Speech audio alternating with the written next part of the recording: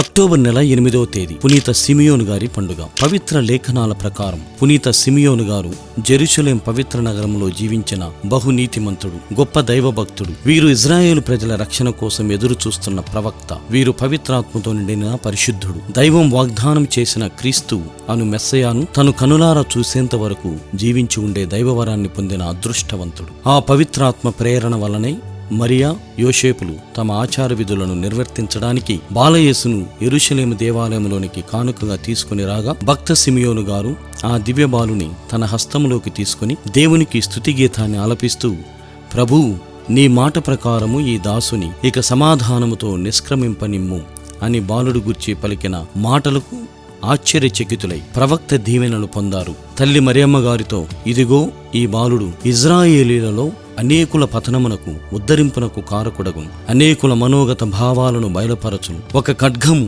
నీ హృదయమును దూసుకుని పోనున్నది అని దీర్ఘదర్శనం పలికారు. ఇది వారు చెప్పిన గొప్ప ప్రవచనముగా ప్రసిద్ధికెక్కింది.